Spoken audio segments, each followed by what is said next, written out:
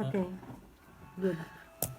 Praise the Lord. Welcome everyone. Welcome brother, sister, and to our sister watching here with us live, and also sa mga kapatid na manonood after a while. Greetings in Jesus' name. And before we start, let's all pray. Father God, in Jesus' name, muli Panginoon, maraming salamat, O Lord God, sa kabutihan mo, O Lord God. Lord, na magkakasama kami, Panginoon, ng aking mga kapatid, O Lord God, in this place, O Lord God, to learn your word, O Lord God, to study your word, O Lord God. And Lord, we pray and we ask the Holy Spirit to be with us. Holy Spirit, reveal words, give us knowledge and wisdom and understanding about the Word of God, about this spiritual journey, O God. Especially now, Lord God, in lesson 7, O Lord God, that we will gonna have today. Lord, we pray the Lord God to open our eyes to see, ears to hear what the Spirit's saying, O Lord God. Lord, open our hearts, soften our hearts, O God, to receive what you want us to receive, O Lord God. And Lord, once again, we ask in faith, O Lord God. Lord, heal us, O Lord God. You are our healer, O Lord God. We pray for the fire of the Holy Spirit to enter into our body, O Lord God, to consume. Lord God, every viruses, O Lord God, every things that are not to be there, O Lord God, or the coughing, the phlegm, O Lord God, the virus, O Lord God. Father, we continually pray, O Lord God, Lord, let it be consumed with the fire of your Spirit, O Lord God. And Father, strengthening our body, O Lord God. Lord, let us declare, Lord God, na patunayan mo ang salita mo, Lord God, that when you said the same Spirit that raised Jesus from the dead is the same Spirit that give life to our mortal bodies, O Lord God. Lord, you are our strength, you are our deliverer, O Lord God, a very present help in times of need. Lord, our need today is healing and deliverance against the sickness and disease. And Lord, we pray, the Lord God, protect us continually by the power of your name. Protect us by the power of the blood of the Lamb. Surround us with your mighty warring and ministering angels, O Lord God. And Lord, once more we pray and we ask, fill us with your Holy Spirit, Spirit of wisdom and revelation, Spirit of counsel and might, and Spirit of understanding and of the fear of the Lord be upon us today, O Lord God. Lord, let your blessing, let your healing, let your deliverance be upon us, O Lord God, in Jesus' name. Amen. Praise the Lord. Today we are in lesson 7. Our topic is still in spiritual growth. So yung lesson 5, we talk about the spiritual food. And we learned that our spiritual food is the Word of God. And then last Friday, our lesson 6 is about spiritual language. And it's about talking to God. And we learned not the normal prayer. We learned that our spirit should learn how to talk. And we talk about the 4 kinds of tongue. And we focus on the tongue number 1, which is the tongue for edification. And he said that he who pray in an unknown tongue speak not to men, but they speak it to God. And it edify themselves. Edify means to build up, or to make strong, or to make mature, or to make grow. And our last verse was in Jude 20, that Jude said, build yourself up, brothers and sisters, to your most holy faith by praying in the Spirit, or praying in the Holy Spirit. And in order for us to grow and mature.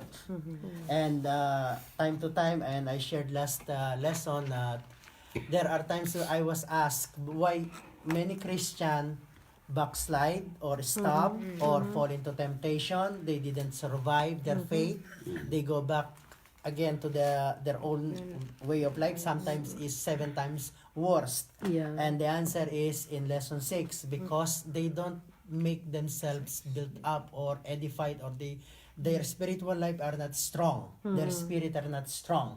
Flesh became stronger than the spirit. So in order for us really to go forward in our faith, we need to build up ourselves.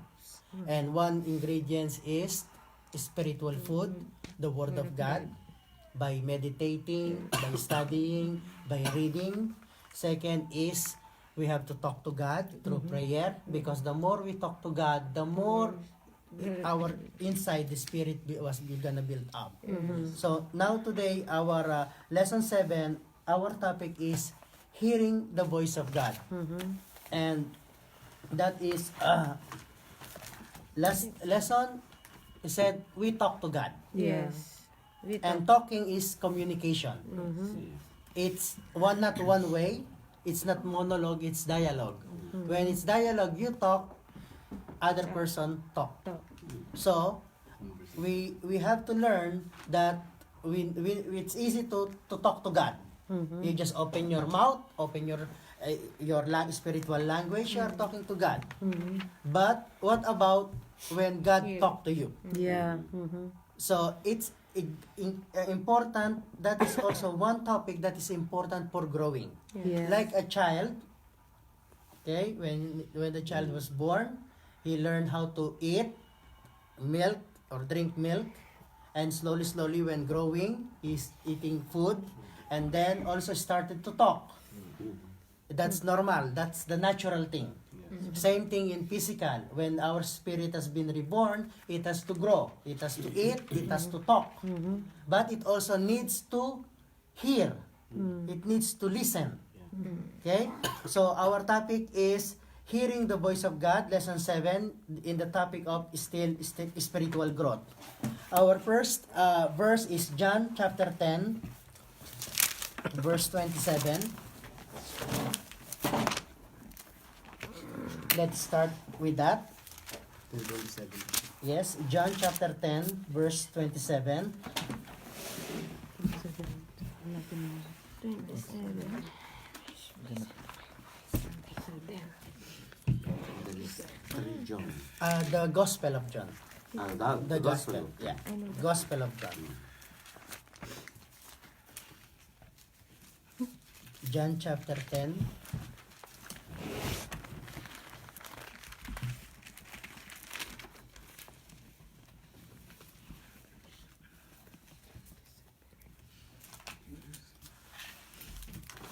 Okay. Are you there? Okay. Yes. John chapter 10, verse 27, 10:27. Jesus said, "My sheep listen to my voice. I know them and they follow me. I give them eternal life and they shall never perish. No one will snatch them out of my hand." Verse 28, "My Father who has given them to me is greater than all. No one can snatch them out of my Father's hand. I and the Father are one." So Jesus is saying, my sheep hear my voice. He said it, my sheep, because the Bible also, in the book of John, Jesus himself said, I am the good shepherd. Yeah. And we are the sheep of his pasture. Yeah. And he said, my sheep, kung belong ka sa Panginoon, kung sheep ka ng Panginoon, you will gonna hear the voice of the shepherd. You will gonna hear his voice. So that's why our topic today is how to hear the voice of God. Yeah. Because God is talking to us. We talk to God in prayer. We talk to God when we are praying in another tongue. But He also wants to talk to us. So there are certain different, there are different kinds of way God can talk to us. Each person are unique. Yeah. Okay? God could speak to different person differently Yes. Yeah. because we are made special, unique. Yes. So there are kinds of communication. Okay? But there are basic way when how God can communicate. Okay? Yun yung pinaka line that we will gonna draw. Okay? To learn the voice of God, we need to open our ears and soften our hearts. Yeah. Okay? Look, meron tayong physical ear, meron din tayong spiritual ear. Yes. And both of those can function. Okay?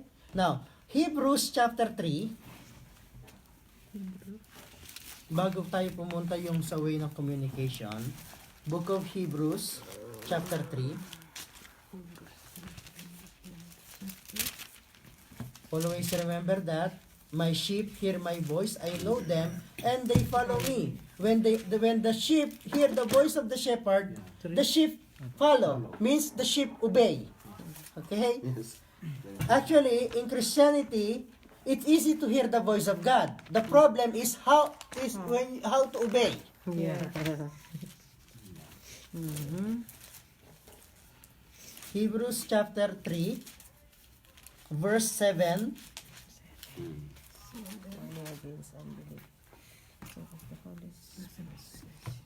Okay? Meron tayong, sa Book of Hebrew, in the Book of Hebrew, there are 3 scriptures saying the same thing. Okay? One is Hebrew 3, verse 7 to 11. It's written, so as the Holy Spirit says, today, if you hear His voice, do not harden your heart, as you did in the rebellion during the times of testing in the wilderness, where your ancestor tested and tried me through for 40 years. They saw what I did. Verse 10, that is why I was angry with that generation. I said, their hearts are always going astray, and they have not known my ways. So I declared on oath in my anger, they shall never enter my rest. The Holy Spirit is quoting what happened through the Israelites in the desert. Yeah. They see the signs, they see the wonders. They witness the plague in Egypt. They witness the how you call it, the angel of death killing every firstborn son from the Pharaoh to the slave, even animals, the firstborn son been dead, killed by the angel of death. They saw that the Red Sea opened. They even eaten the manna. That's what our topic in lesson 5. Bread from heaven. They said, we want meat. Quail came to them until they became sick of meat. Yes. They want water, God gave them water. But still, these people are rebellious people. Yeah. That's why I told you, it's not the problem of hearing God's voice, the problem is obeying. Yeah. Obey. Because the problem way back in the garden is obedience. They didn't obey the command of God. Yeah. They hear the voice, but they didn't manage to obey. So, the Bible said now, the Holy Spirit said, when you hear His voice, do not harden your heart. Yeah. Soften your heart. Open your ears to hear what the Spirit is saying. The other verse is in Hebrew 3, verse 15. Okay? Just a few two verse. Yeah? Hebrew 3:15. Doon din sa anong yon. Okay? Again, he said, today, if you hear His voice, do not harden your heart as you did in the rebellion. Inulit uli ng Holy Spirit ng pangalawa. Yes. May pangatlo pa. Then, ang pangatlo, Hebrew chapter 4, verse 7.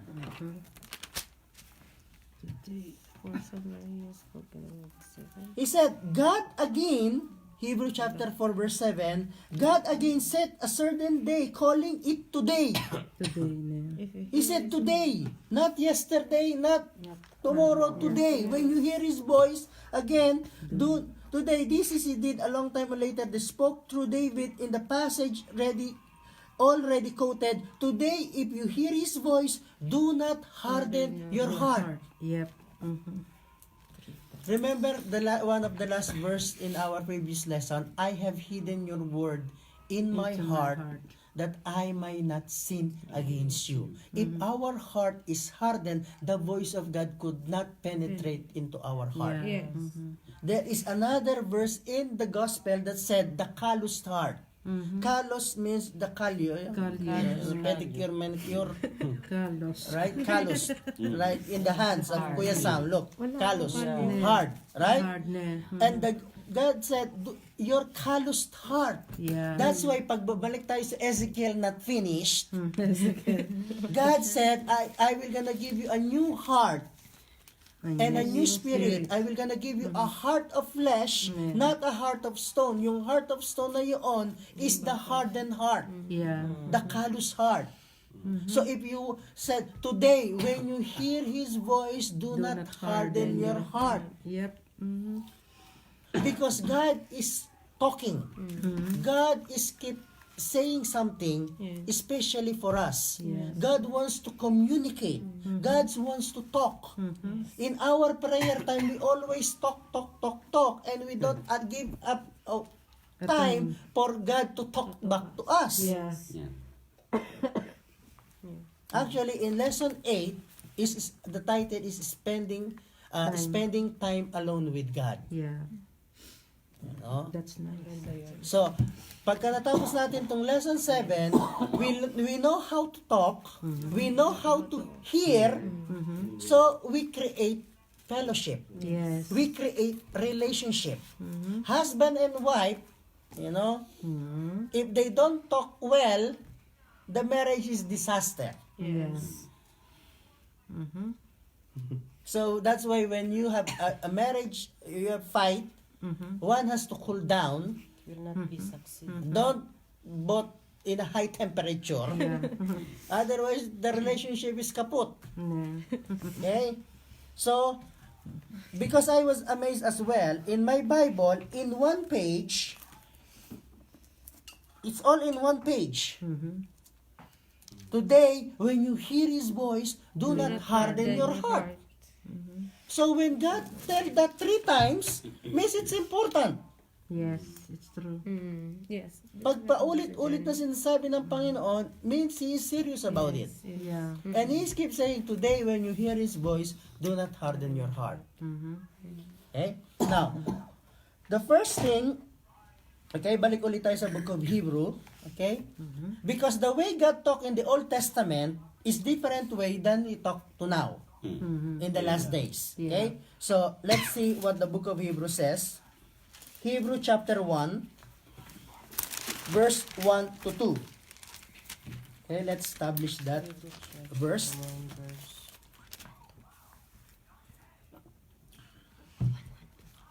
Hebrew chapter 1, verse 1 and 2. Okay? Okay? In the past, he said, God spoke to our ancestor through the prophets. So, in the Old Testament, God spoke through the prophets. At many times in various ways. But in these last days, He has spoken to us by His Son, Yeah. whom He appointed heirs of all things, and through whom also He made the universe. The Son is the radiance of God's glory and the exact representation of His being, sustaining all things by His powerful word. After He had provided purification of sin, He sat down at the right hand of the Majesty in heaven. Hanggang yung verse 3 on, yung binasa natin. Okay? So, the book of Hebrews said, in the past, In the past. God spoke through the prophets in various ways. But in the last days, we are living in the last days. Yes. He speak through His Son. Yeah. That's why Jesus said, I am the way, the truth, and the life. I am the only way to the Father. When I speak what the Father is saying. The word I am speaking to you, Jesus said, is not mine, it's from the Father. Because in the last days, God will speak through His Son. In lesson 5, we says that Jesus Christ is the Word of God. The Word of God is the Scripture. So, the first way of communication of God is through the Bible, through the Scripture. Yeah. God will not speak against what's already written, or God will not speak that is not written. He will not go beyond what is written. Even He said, no, but the Holy Spirit told me. Holy Spirit also will not say against the Word of God. It's true. So when you read, God started to talk. Yeah. When you receive even whole story, even scripture, even encouragement of the scripture, like our daily bread, devotion, when you read it, Today, when you hear His voice, do not harden your heart. Expect that God will gonna talk to you. Yeah. God use Scripture. Yeah. That's the very first thing how God speak. How God communicate to His people. When you read it, when you meditate it, sometimes through preaching and teaching, God is talking to you. Now, Sunday service, okay? Meron tayong time ng preaching, sometimes it's a teaching. Sometimes a mixture of preaching and teaching. Yeah. Sometimes sinasabi natin pagka masakit-sakit, pinatatamaan ng pastor yung kalapit ko. And that's why he said, today when you hear His voice, do not harden your heart, because that message is for you. God is talking to you. Sometimes sabi mo, because, look, pastors, you could make secret. Okay? You could do extracurricular activity. And nobody knows. But don't forget, God sees everything. Yes. And sometimes, God wants to deal with you through preaching. And then you said, ayoko na mag-attend because ako yung topic ni pastor sa preaching niya. When you hear His voice is the Scripture, sometimes through preaching and teaching, open your heart because God is trying to talk to you. God's trying to correct you.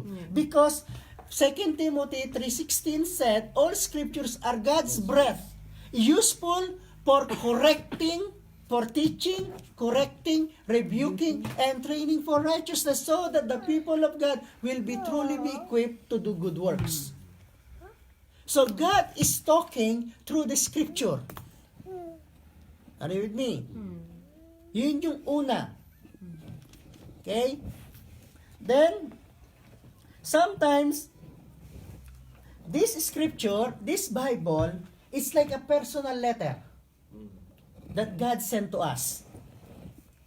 Here there is promises, here there is correction, here there is encouragement. Hindi mo pwedeng kunin lahat and only encouragement. Yeah. Hindi mo pwedeng kunin lahat yung puro blessing. Hello? It's all together. You either you take, deny one, or deny all, or take all. Hello, sister. Welcome. Okay? So, it can be a personal letter to us. Yeah. That's why sometimes, if you feel you are not loved, read the book of Psalm. Yeah. Read the book of Proverbs. Mm-hmm. It sometimes talk about love. And then you don't know, you're making decision. You want to make a decision. You could not decide. Scripture could talk to you and gives you direction. It's like a compass. Yes. Okay? It tells us what to do and what should not do. Are you with me? So, yun yung una, that's the first thing, how God communicate is through Scripture, through the Bible. That is common for everyone. Okay? Bago tayo magdagdag ng another way of communication, let us agree that in the last day, God will speak through His Son, and His Son is the Word of God. Yeah. And only through the Bible. The Bible. Okay? The second is, God speak to us through His Holy Spirit. Are you with me? Yes. Okay? Let's read Revelation 2:7. Now, how Holy Spirit speak? Okay, we will gonna go, we will just, how you call it? We will not go deeper into how Holy Spirit speak. But we will gonna have another lesson exactly all for about Holy Spirit. Okay? Revelation 2:7. God speak, 1 First is through the Bible, through the Word, through His Son Jesus Christ. Second, God speaks through us through His Holy Spirit. Remember, He is our caretaker. He is our helper. He is our advocate. Okay? Now, Revelation 2:7 says, whoever has ear, let them hear what the Spirit says to the churches. Okay? So, he who has an ear, let him hear what the Spirit is saying. So, Holy Spirit could speak. How? You could hear the Holy Spirit audible voice. I don't know how, but you could hear Him saying word through your ears. He could speak inside through our heart.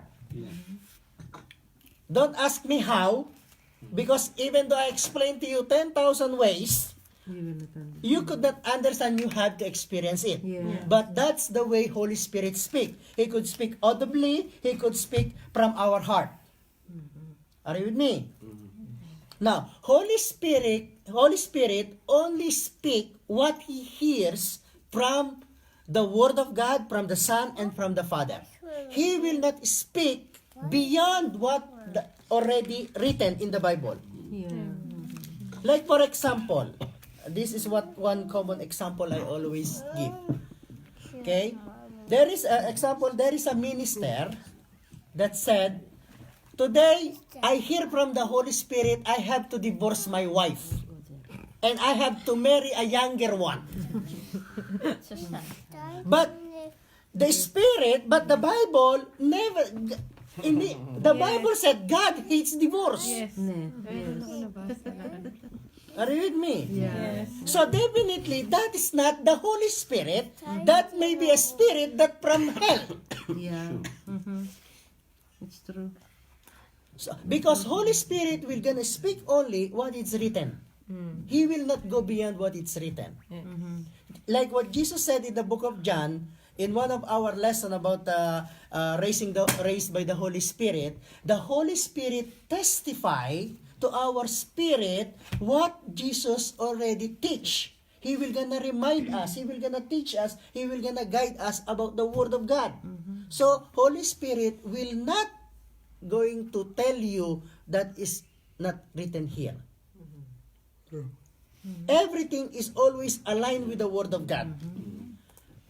Now, the Bible said, I think it's in the book of John or Jude or James, either of the two, test the Spirit if they are from God. Yeah.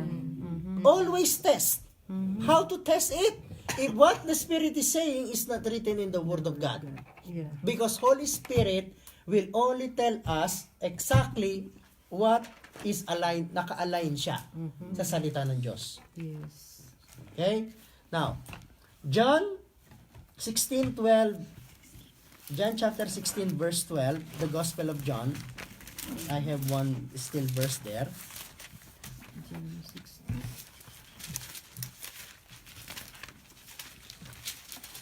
John 16 verse 12.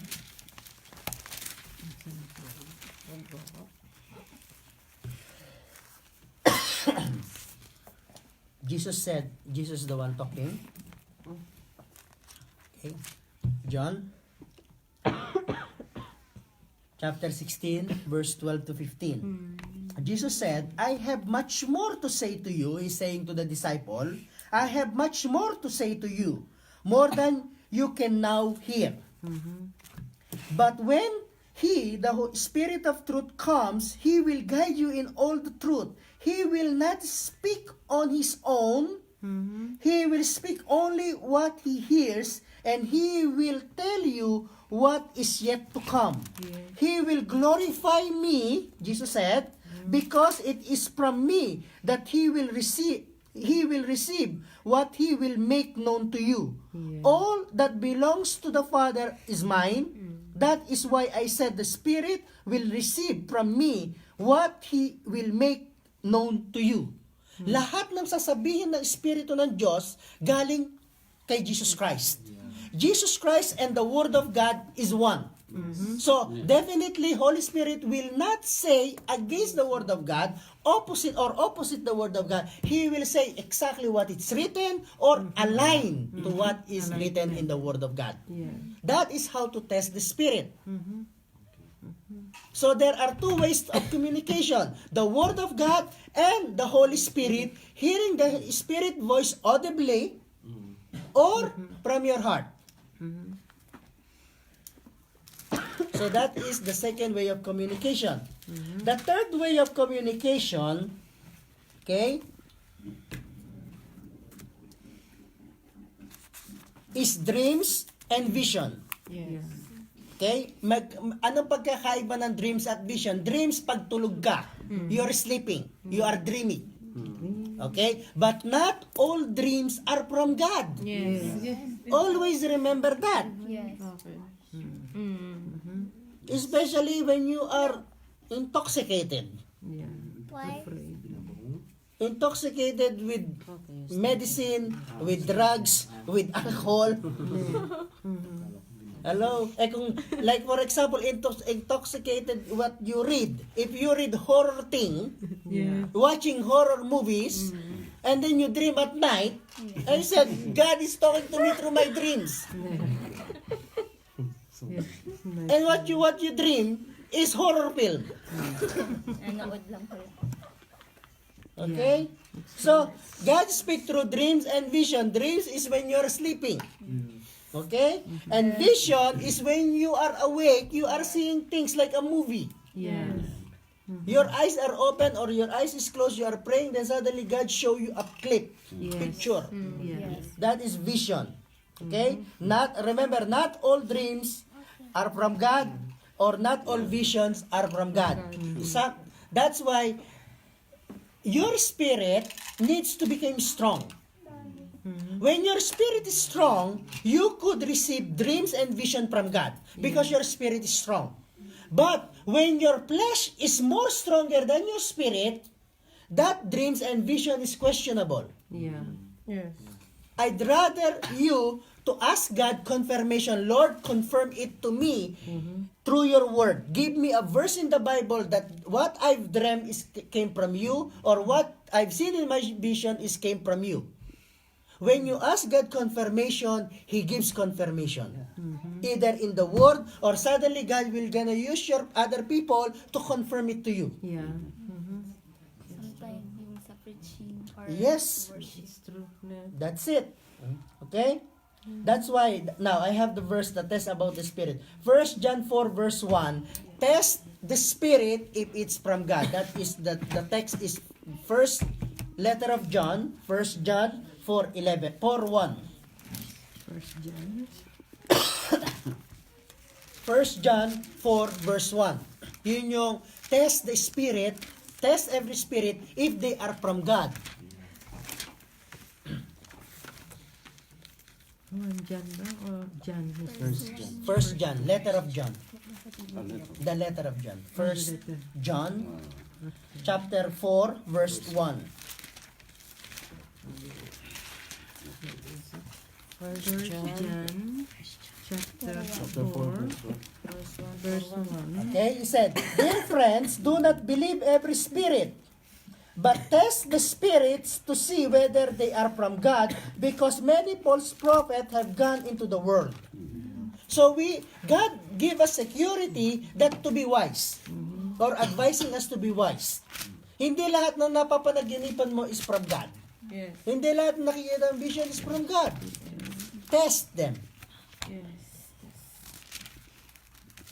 Okay? Now, example of vision is Acts chapter 9 when Saul went to Damascus to arrest the believer.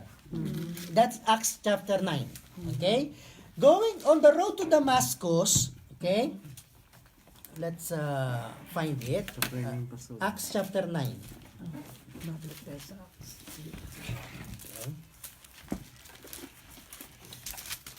Yes. Acts chapter 9.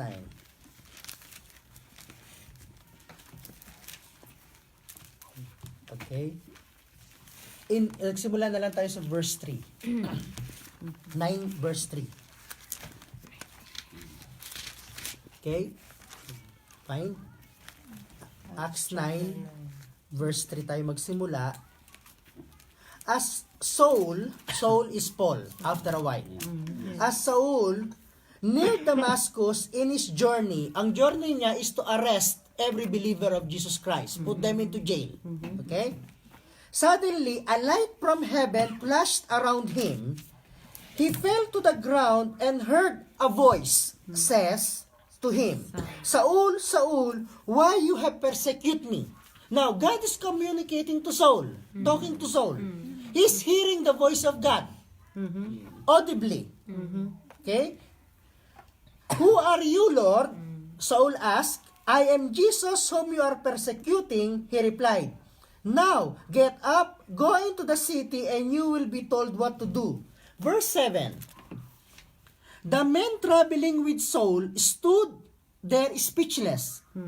They heard a sound, but did not see anyone. Saul got up from the ground, but when he opened his eyes, he could not see anything. So they led him by the hand into Damascus. For 3 days he was blinded and did not eat or drink anything. Now look, Jesus communicated to Saul. Saul, Saul, why you are persecuting me? He heard the voice. But the people with Saul didn't hear the voice. They heard the sound. Anong pagkakaiba ng voice at sound? Voice, you could hear clearly. Sound, you could not understand. Yeah. Sound check. Yes. Sound check. Test mic. So, yun yung isang example how God communicate. Saul actually saw a vision of a man. Calling his name, hearing his voice. Then God communicate with him.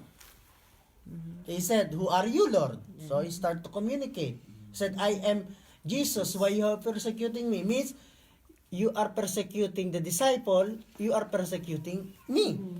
That is exactly what Jesus is saying. Is also saying, if you hear my voice, Jesus Christ said, you are hearing the voice of my Father. Yeah. Okay? So, yun yung third, first is through the scripture. Second is through the Holy Spirit. It can be, Holy Spirit can be, you hear it audibly or from your heart. Then, dreams and visions. Okay? Then, number 4, God speaks through prophecy. Now, what is prophecy? Last week, lesson, we talked about tongues and prophecy. Yes. Right? Now, what is prophecy? Remember, in the ancient time, in the Old Testament, God speak to the prophet. And the prophet speak the word of God. That is a prophecy. Okay? But in the last days, said God speak through His Son.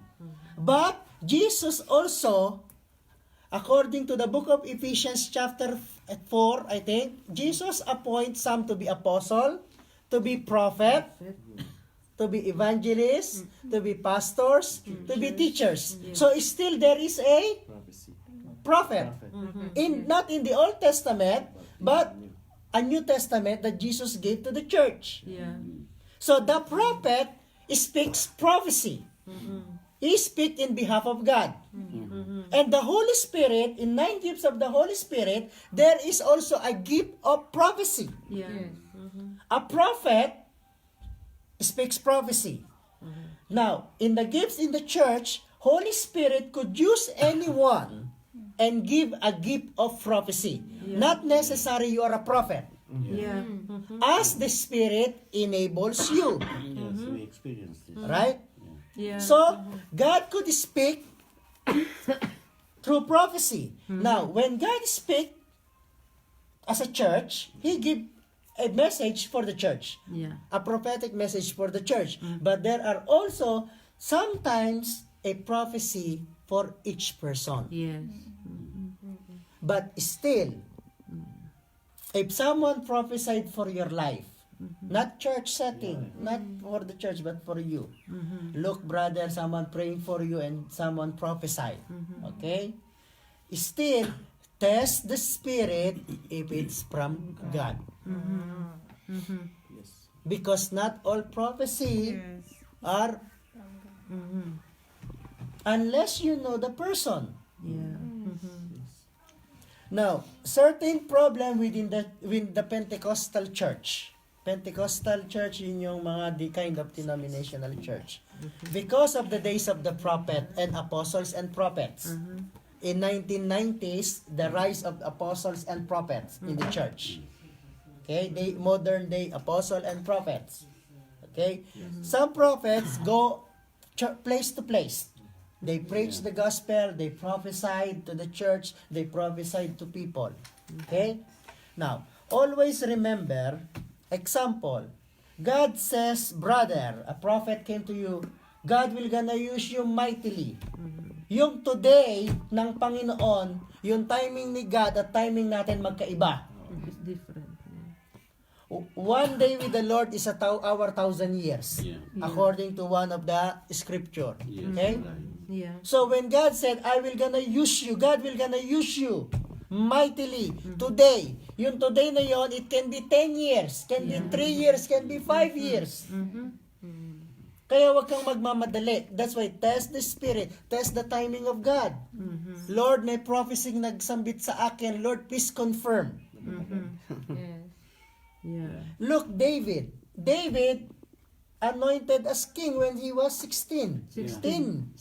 10. He said, he didn't say, I anointed you to be the king. He said, I anointed to be king of Israel. Yeah. The next king of Israel. And how many years he was running? Yeah. 25. Because yung day ni God at day natin magkaiba. So when God speak through prophet, when God speak through prophecy, check the time. Check the season. Sometimes nakakaroon ng problem ang church. Example, so one prophet or a person with a prophetic ministry start to minister na invite sa church. He prophesy to the church. Okay? Now, sometimes he goes to the people and prophesy. And because of that, yung ulo ng na-prophesayan become big. Yeah. Oh, God wants me to be the next pastor of the church. So attitude started to change. Yeah. Yes. Okay? Now, our topic actually is hearing the voice of God through prophecy. But there is a big problem in the prophetic world. Yeah. Yes. It's true. Sometimes the problem is the prophet himself. The one who prophesied are the problem. Why? Because they are stirring up the gifting and the pastor praying for people, and the pastor of the church is sitting aside, not knowing what is happening, not hearing, instead of, look, pastor, this young man has a prophetic word that God will gonna use him one day. Please train him. Then sometimes this sister has a prayer ministry in the future. Please train her. Yeah. Prepare her. But sometimes ang nangyayari actually in the prophetic, that's why they have a big problem with prophets and also apostle, because they come out of order. You could not just go to a house or to a church of someone and said, he will be the next pastor. He will be the next worship leader. Who said that? That says the Lord. But that says of the Lord that you will be, that can be 5 years, 10 years, 15 years, 20 years. It depends if you are willing to be discipled, if you are willing to be prepared. Okay? So not God could speak to you to prophecy, but learn to know the time and the season. Test the spirit if they are really from God. Ask confirmation. It really works. You know? Because prophecy is for strengthening, for encouragement, for comfort. Yes. Okay? And still, the words of prophecy must be aligned in the Word of God. It can be in the scripture, it can be in the story. It must always be in the Word of God. Okay? Now, when someone prophesy to you, especially when you are starting to grow and mature, okay, you are not anymore a baby. You are already a grown-up Christian. And someone prophesied. Sometimes the one who prophesied to you, okay, is just a confirmation of what God put already in your heart. Yes. It's true. Yes. Because it can be a clear word that you have it in your heart, or it can be a shadow. Means shadow is not clear, but you knew it that there is something. When a prophecy when a prophet speak a prophecy, it can be your confirmation that what God already put into your heart. Like for example, I am just example, I didn't know you. I just came here for a visit, and God tell me something about you. And whatever I tell you, you already have it. You are just waiting for confirmation. Prophecy, God speak sometimes like that. Just a confirmation. Confirmation. Okay? Now, so meron na tayong 4. Panglima, 5.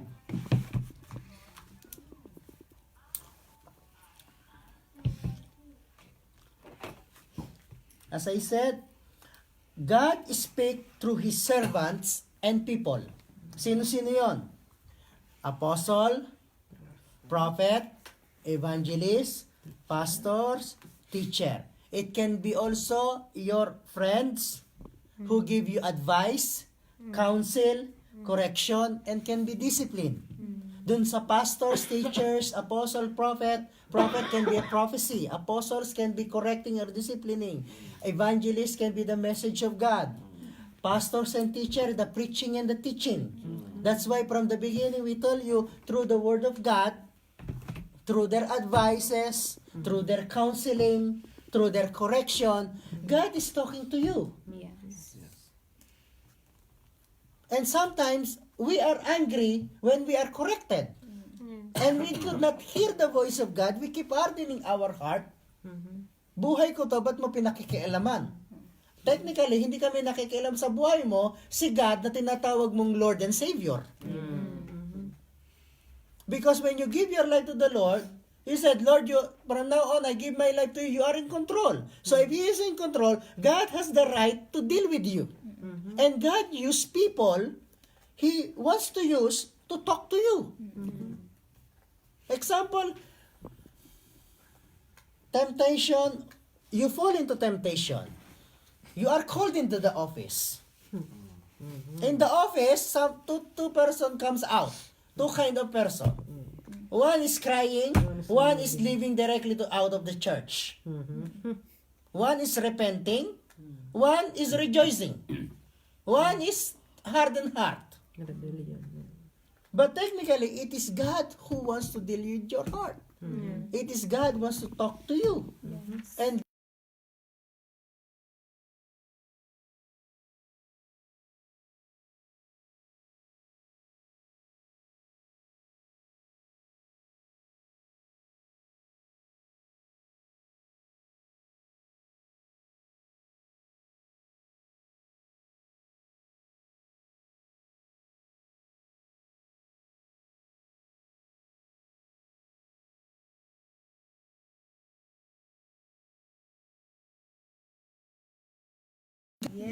there is a judgment anyway.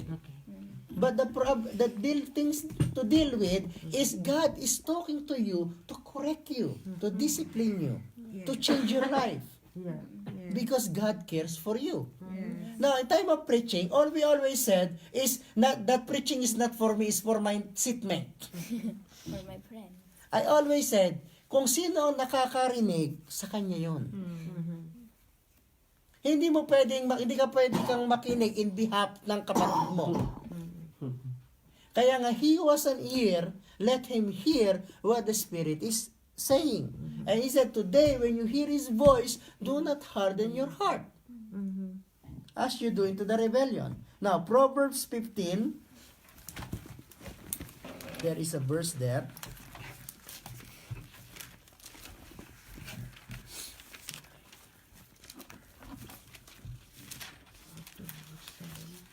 Fifteen. 22, 23. 22. 16.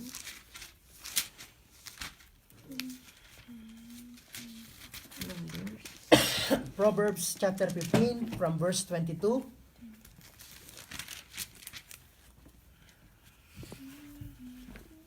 Yeah.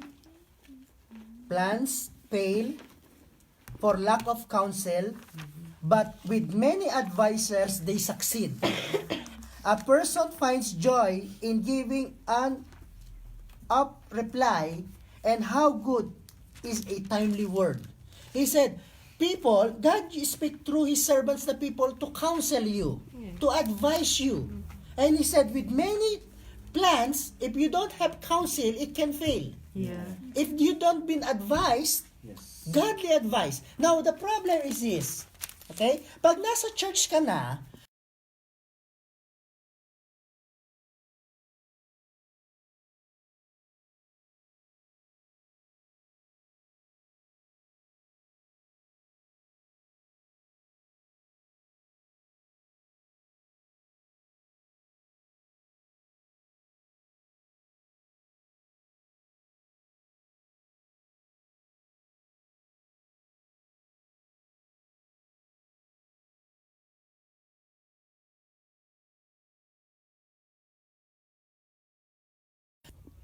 so, God speak through people, to His servants, the people, to correct, to rebuke, to advise, to counsel.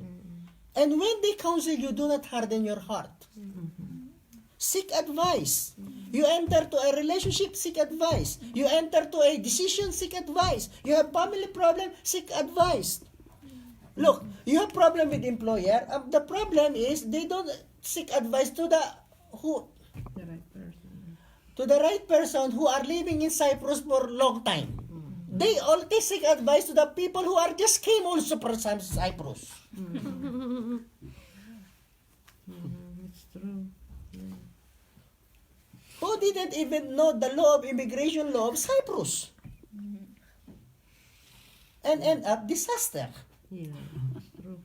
And God is talking to His people, seek advice, seek counsel. Whatever you do, seek. Cancel. Yeah.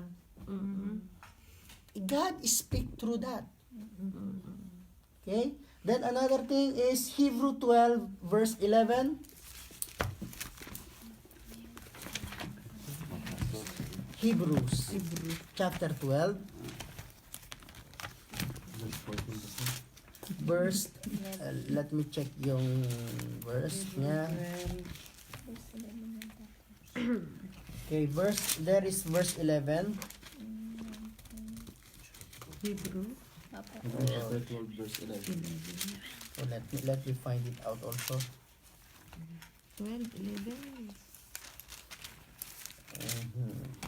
Actually, it's from verse 4 to 11 because I put it anabuda.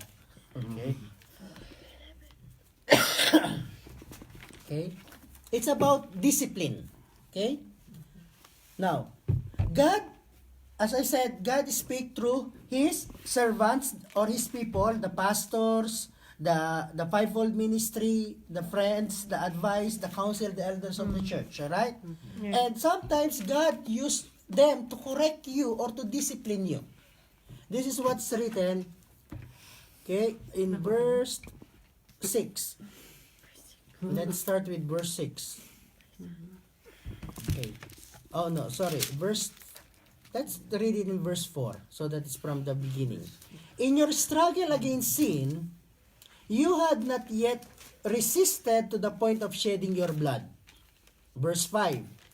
And have you completely forgotten this word of encouragement that addresses you as a father addresses his son. It says, my son and my daughter, do not make light of the Lord's discipline. And do not lose heart when he rebukes you, because the Lord's discipline the one he loves, and he chasten every one he accept as his son. Verse 7, endure hardship as discipline. God is treating you as his children. For what children are not disciplined by his father? If you are not disciplined, and everyone undergoes discipline, then you are not legitimate, not true sons and daughters at all. Moreover, we have all had human father who disciplined us, and we respected them for it. How much more should we submit to the Father of spirits and live? They discipline us for a little while as they thought best, but God disciplined us for our good, in order that we may share in his holiness.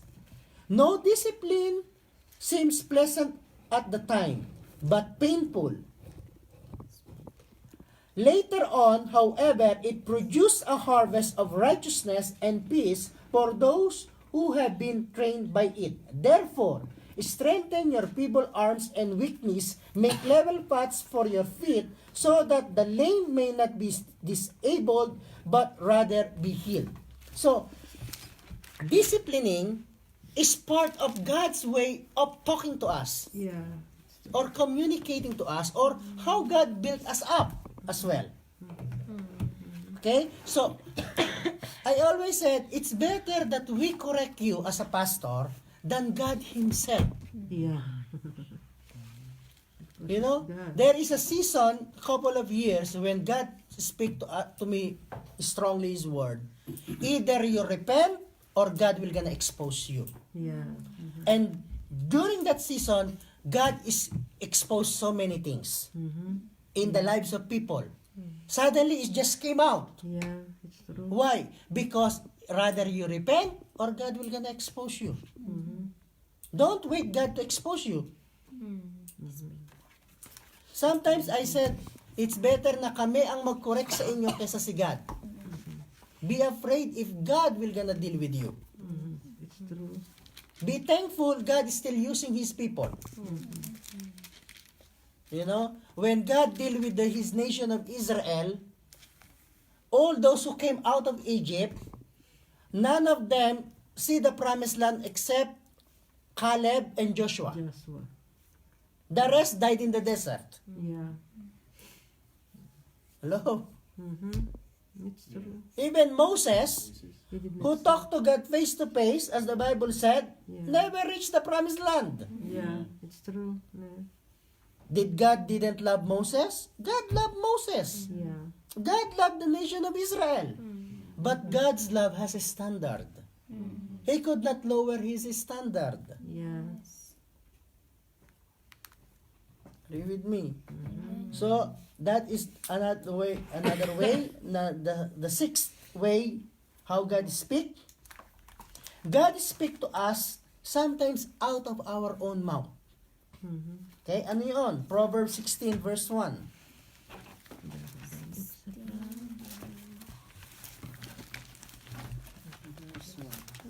Bumibilis na nga kayo magbukas ng Bible. See, the seventh meeting, seventh lesson, you are starting to open Bible very quickly. Ano nga yan? Proverbs chapter 16. 16.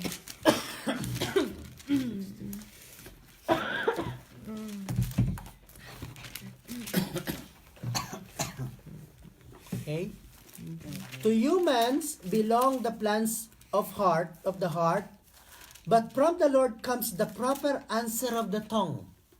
Sometimes, God put His word in your mouth. Yeah. Suddenly, you speak something, Yeah. and you are surprised. Nasabi ko ba yon? Did I say that? Because it's God who put words in your mouth. Yeah. Yeah. Happened to me. Yes. Yeah. God used your own mouth. It's true. That's why when you talk to God, don't Close. Close. you keep open. Yeah. Talking means you open your mouth. That's why when we ask you to pray, pray. Yeah. Open your mouth. You could not pray Pastor, what you're doing? May ganun pala. Alam na. Kapag tahimik pala, nag-pray. Praying from the mind. It's true. Yeah, pray for the mind. Whatever comes from your mouth, out of your mouth, comes from your heart. Yes. So when you pray, open your mouth because prayer should comes from the heart. Yeah. And when the disciple asked them, the disciple asked Jesus, Lord, teach us how to pray. Jesus says, when you pray, pray like this, Our Father who art in heaven, hallowed be your name. He didn't say, okay, when you pray like this. Yeah. He wants us to open our mouth. Yes. Because there are times word God put into our mouth, God put into our heart, and the same word, that is the confirmation that God is talking to us. Yeah. Yes. It's true. You know, when in the morning, when I go to work, morning, my time is 8 o'clock. My boss usually comes down from the house, going to the office, sometimes 9 o'clock, 9:30. So I have a time like 1 hour, sometimes 45 minutes, sometimes 1.5 hour, sometimes, praise the Lord, 2 hours. Yeah. So what I do, I'm in the garden, walking, praying. I pray usually in tongue. Praying. Sometimes, yung amo namin nagbibiranda, pag dumating si Pastora sa work, Mel, is Carlos okay? Why? She will ask, she's talking. Yeah. There's nobody, but she's talking. He's talking. Yeah. But she didn't talk to me, she asked Pastora. If he asked me, I said, I am not talking to you, I'm talking to God. I'm praying. Yeah. But for those hours that I'm speaking in tongues, there are times I stop. Yeah. But when I stop, words comes out of my mouth that God puts into my heart. I believe that's the translation of the mystery. Yeah. Because he who speak in an unknown tongue is speak not to men but to God. They are speaking in mystery. Yeah. They are speaking the hidden or the how you call it, yung no eyes have seen, no ears have heard what God prepared for us is a mystery. And God put that word into our mouth to keep speaking. That's why suddenly you just open your mouth, God is talking even through your mouth. Okay? Proverbs 16:1 yun. Number 7, Romans 9:8. Romans 9:8. Okay. Romans 9, not 9:8, 9 verse 1. My good one. Romans chapter 9, verse 1. Romans 9:1.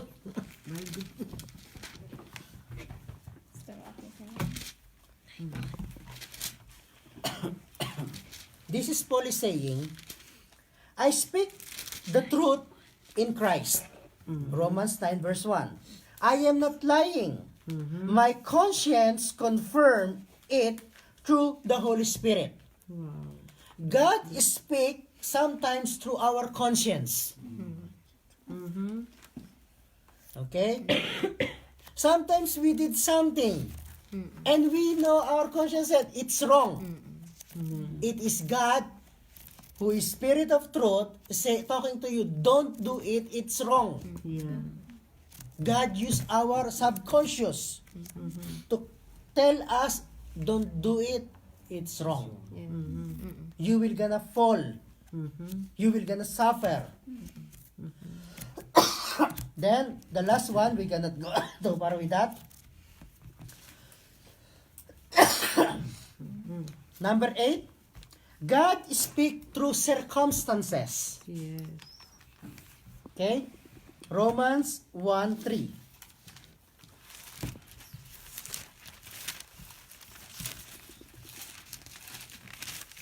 Romans chapter 1, verse 13, not 3. Sorry for that. Romans chapter 1, verse 13. Paul is saying to the Romans,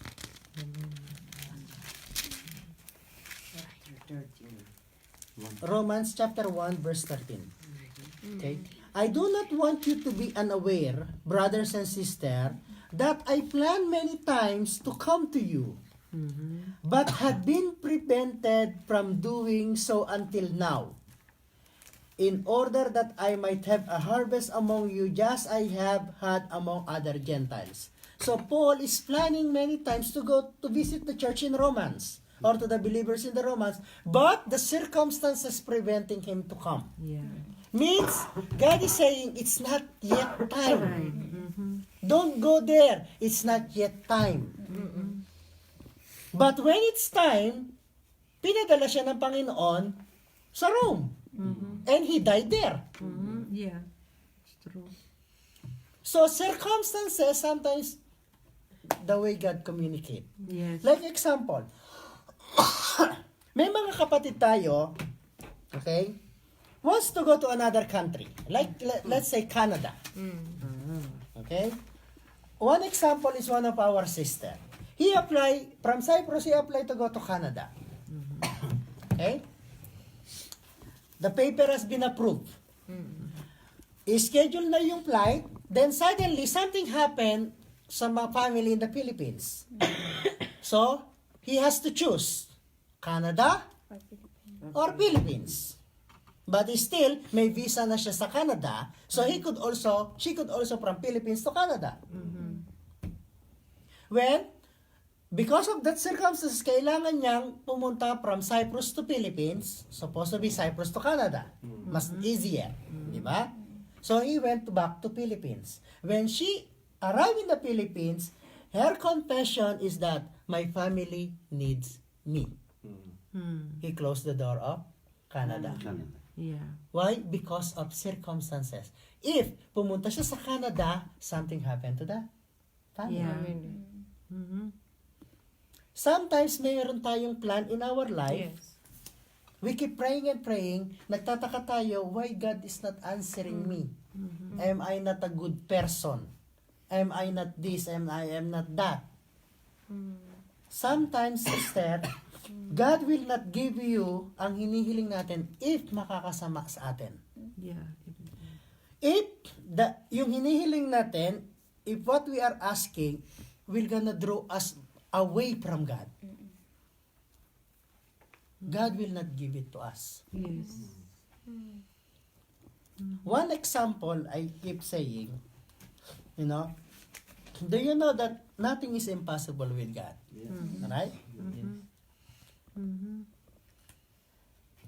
And this happened in one of our church. They are praying and praying because some of our sisters before, I think 5 years ago, 3 years ago, when the salary was 300 or 350, 350. 50. Okay. They are praying to God is, Lord, increase the salary. And they are praying, ang salary nila, they I think increase in, I think 500 or 600 or 700. And that is house.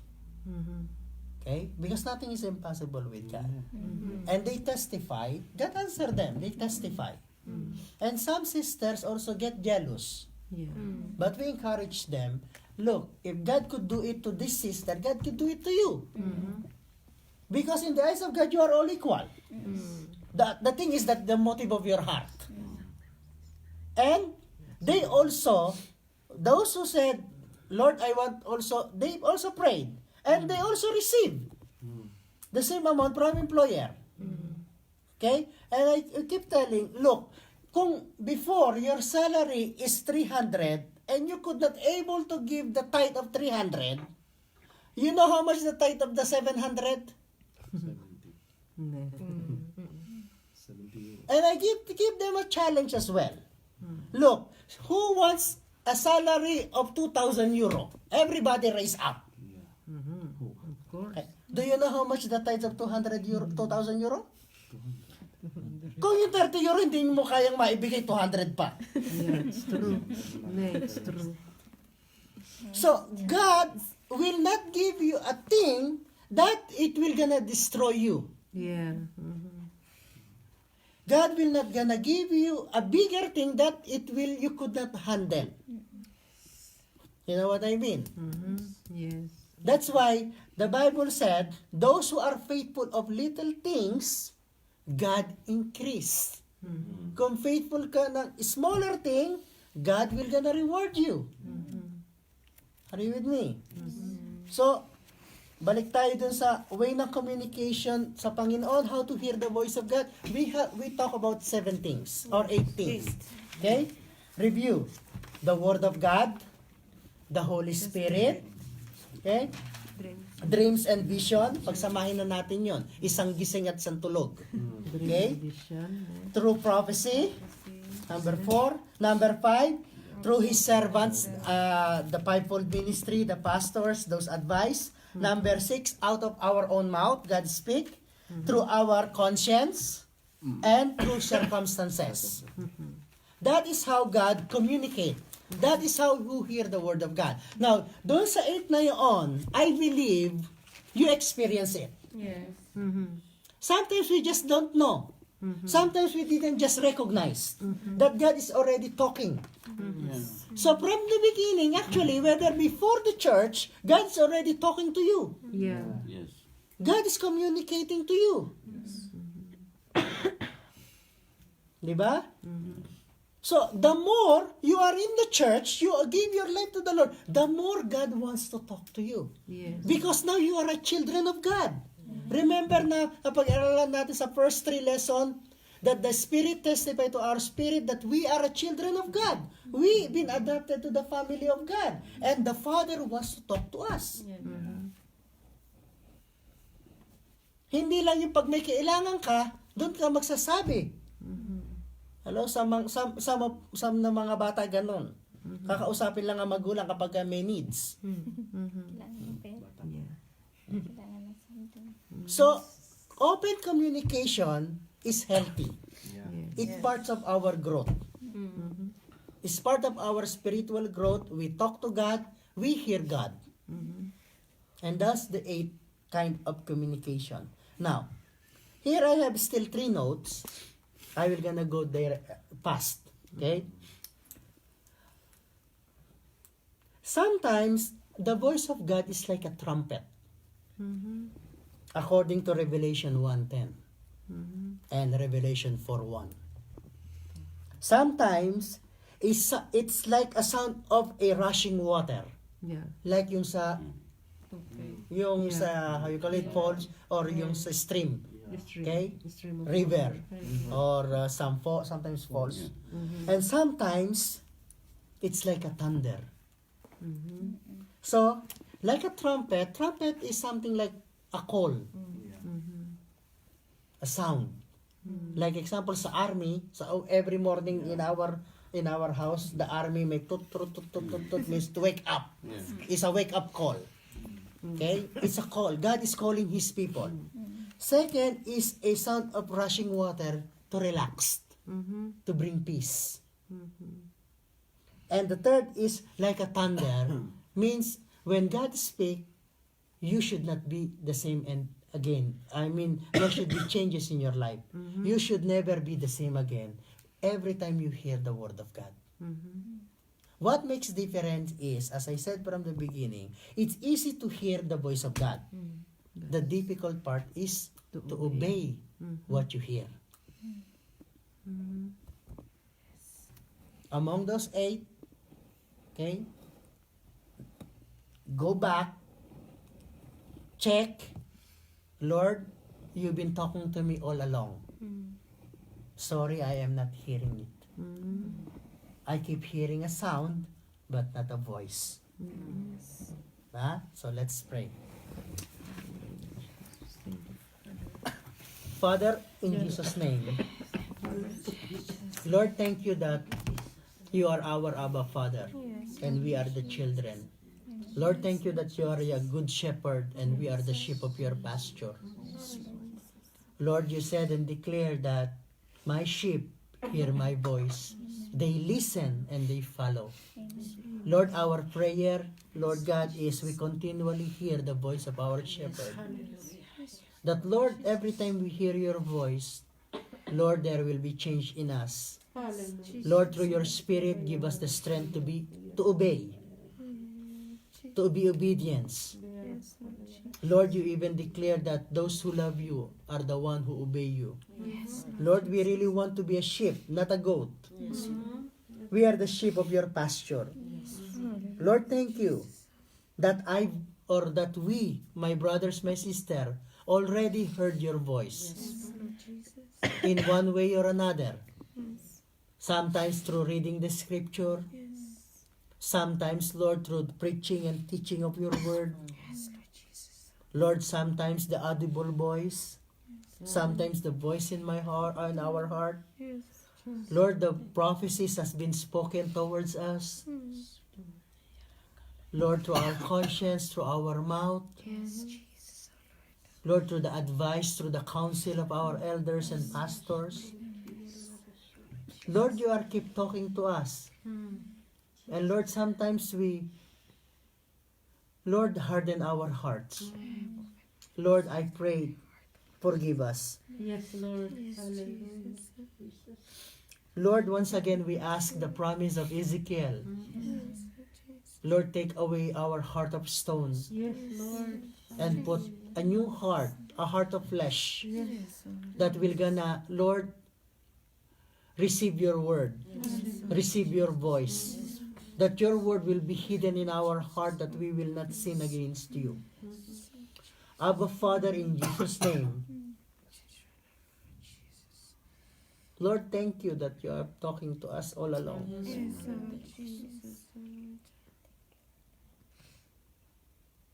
Again, we pray, O Lord God, open our ears to hear what the Spirit is saying. And Lord, may we confess that today we will open our heart. We will gonna soften our heart. We will not gonna harden our heart for you. Lord, every word that we hear is for us to change us, to make us strong, to make us encouraged, to change us, Lord. Lord, start with us. Lord, when we hear the word of rebuke and correction and discipline, Lord, it's not for our sister or brother, it's for us. Yes, Lord. Lord, when we are corrected, Lord, it's for our own good. When we are disciplined, when we are own good, it's for our own good. When we are rebuked, it's for our own good. Lord, hallelujah. Because you love us, you discipline us. You discipline those whom you love. Father, in Jesus' name, Lord, it's part of our growing. It's part of our spiritual growth. Lord, that we talk to you and you talk to us. And Lord, thank you for sharpening our understanding and discerning your voice. Lord, I pray that there will be discernment. Yes, Lord.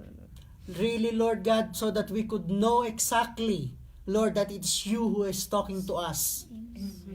Abba, Father, in Jesus' name, bless our brother, bless our sisters who are here in this room. Bless those who are listening, watching, oh Lord God. Father, bless them, I pray. Lord, we ask the same presence that we have in this room. Yes, Lord. Let them feel it, O Lord God. Let them felt it, O Lord God. Father, in Jesus' name, once again we ask, Lord, open our ears to hear what the Spirit is saying. May we hear the shepherd's voice. Lord, each person receive uniquely. Lord, those who are hearing or you are communicating through visions and dreams, Lord, we pray, let there be more. Lord, those who are hearing audibly voice, Lord, and in the heart, Lord, let them hear more. Lord, let there always be confirmation when you speak to us. Father, we thank you Thank you, Jesus, oh Lord. And Lord, continue, Lord God. Lord, through your Spirit, Lord, pour out the gift of tongue Hallelujah. so that we could continually talk to you. Yes, Lord Jesus. Holy Spirit, I pray for the baptism of the Holy Spirit. Pour out among your people. Hallelujah. Let there be tongues of fire, O Lord God, among your people to purify. Yes, Lord Jesus. Let them experience the day of Pentecost, that the tongues of fire will gonna be upon them. They will be baptized with fire, with the Holy Spirit and fire. Yes, And they will gonna start, they will gonna have utterance, Lord. They will gonna have words, they will gonna have gifts of the Spirit, O Lord God. yes, Lord. Lord, stir up the giftings upon my brothers, upon my sister, O God.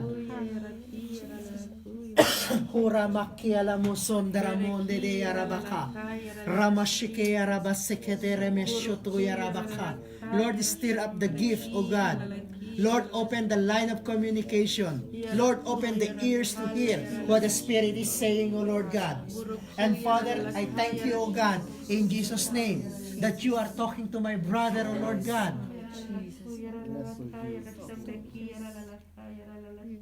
Kuramaki alamozon daramosotorobo yarabaka yarabaseke yarabaka yarabaka. Thank you, Father, in Jesus' name. Lord, I pray, Lord God, that the oil from above, Lord God, be given, be poured out upon my brother, O Lord God. The anointing that will gonna break the yoke. Lord, the anointing that will gonna heal wounds. So Lord God, thank you, Abba Father, in Jesus' name. Lord, thank you, O God, for the desire of our sister, O Lord God, to hear, to learn. Father, in Jesus' name, I prayed, O God, let the Spirit open the scripture, O Lord God, upon her, in Jesus' name. Father, I thank you that you are working in her, inside her, O Lord God, within her heart, O God. Father, I pray for more, O God. Let her excel in everything in Jesus' name.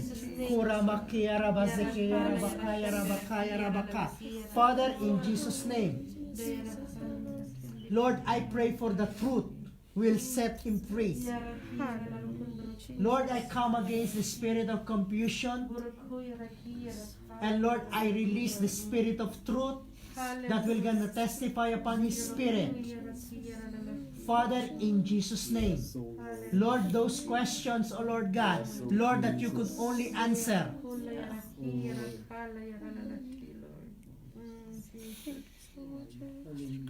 Father, even I pray for peace that passes understanding. In Jesus' name.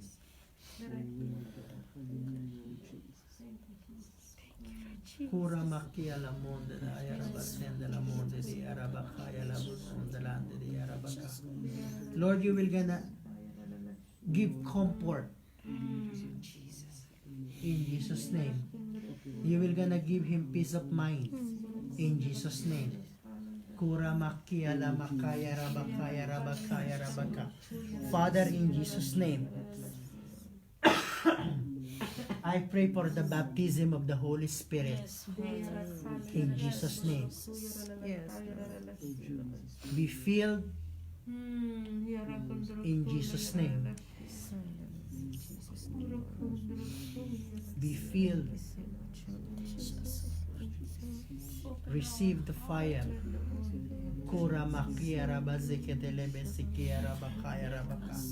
In Jesus' name. Kura makaya la zonda la monde di arabakaya rabakaya rabakaya rabaka. Father, in Jesus' name, let the fire of your Spirit, O Lord God, fall upon our sister. In Jesus' name. Kura makia la busonda la di arabakaya rabaka. Kura bakaya la basikete rebeki aramandi di arabaka. Kukuya rabaziketi arabazendre meki arabaka. Father, Lord, in Jesus' name, I pray for your Spirit's fire. In Jesus' name. Kora makia la muzunda landa daya la zikere bikiro bokoya rabaka. Kia la mazekete rebe siketi arabakaya rabakoya rabakaya rabaka. Yes, Lord. Let the baptism of the Holy Spirit and the baptism of fire, oh God, fall upon my brother, fall upon my sister, in Jesus' name. Kukuya la maziketi arabakaya rabusokoya rabakaya razanda landa daya rabako. Kaila mazekete rebeki arabakaya rabaka. Kora basete arabakaya rabasende lebehia. In Jesus' name. Yes, Lord. Kura makaya rabaka. Let there be fire. Let there be fire. Let there be fire. Let there be utterance. Let there be utterance in Jesus' name. Let there be gift of the Spirit in Jesus' name. Thank you. Kora makata lebakaya. Jesus, thank you, Lord. Hayamashe. And Lord, I pray for our sister, brother who are Give us all watching. the knowledge. Kola makaya rabaza. I bless them in Jesus' name. Let them receive the gift of the Spirit, O God, in Jesus' name. Kora makaya rabakaya raba. The spirit of wisdom and revelation, the spirit of counsel and might, the spirit of understanding and of the fear of the Lord be upon your people, O God, in Jesus' name. Kula makaya la zeketelebekea rabakaya. Jesus' name. Thank you, Lord. Thank you, Abba. Thank you, Holy Spirit. In Jesus' name. Thank you, Lord. Lord, thank you, Abba, Father, Lord. Lord, we pray for more. Let them receive more. Let them receive more. In Jesus' name. Let them receive more from today. Let them receive more. In Jesus' name. Let them receive more. Kaila mashikia rabasaka. Let them receive more fire. In Jesus' name. More of your Spirit in Jesus' name. More of understanding, Lord. More of peace. More of blessing. More of understanding. Father, in Jesus' name.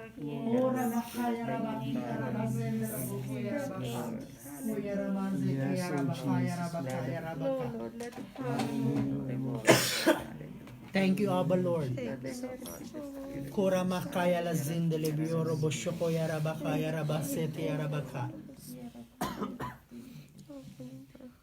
Lord, thank you. Lord, thank you that you will gonna talk to your people. As your people talk to you, Lord, teach us how to wait upon you, O God, and to hear your voice. And Lord, give us strength to obey what we hear. Father, Lord, in Jesus' name. Lord, let us understand.